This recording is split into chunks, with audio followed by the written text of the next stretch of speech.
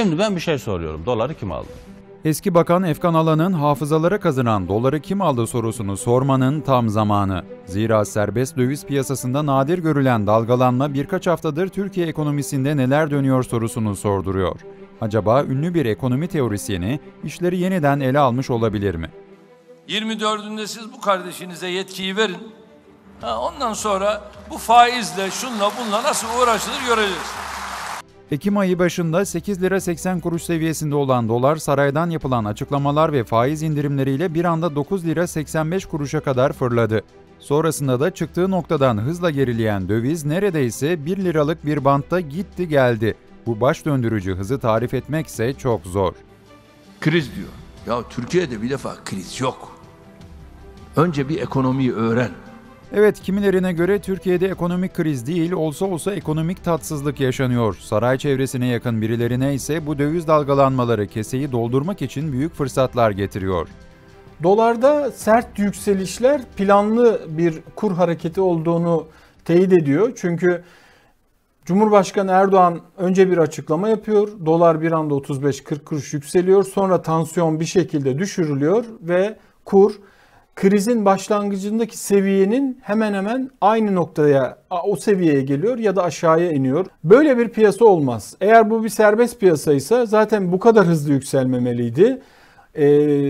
Bu dolarda yükselişin olacağı birilerine önceden sızdırıldığını ve yükselişte hükümete yakın iş adamları, bankalar, bankacılar, holdingler ya da büyük yatırımcılar, bunların içinde yabancılar da olabilir hükümete irtibatı olanlar, bunların yüksekten sattığını, düşükten aldığını ta damat Berat Albayrak'ın Hazine Bakanı olduğu dönemde 5 lira 50 kuruştan itibaren başlayan bir hareket.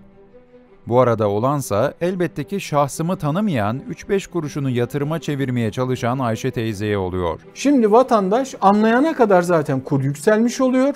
O arada ya daha da yükselecekmiş diye bir yerlerden duyduğu bilgiyle dolar almaya çalışan Ayşe teyze, Ahmet amca bir anda doların düştüğünü görüyor.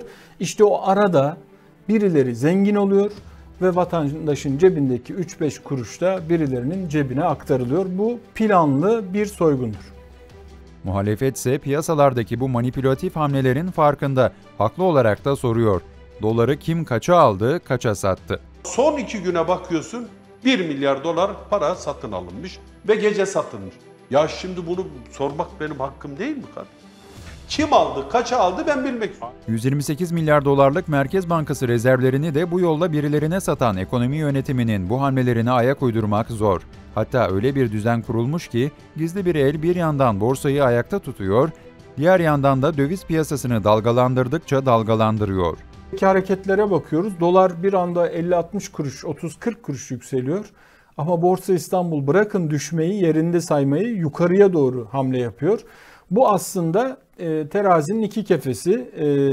Aynı el tarafından, gizli el tarafından planlanan bu senaryo hem borsayı yüksekte tutuyor, Varlık Fonu'nun yaptığı alımlarla bu borsa yüksekte tutuluyor endeks olarak.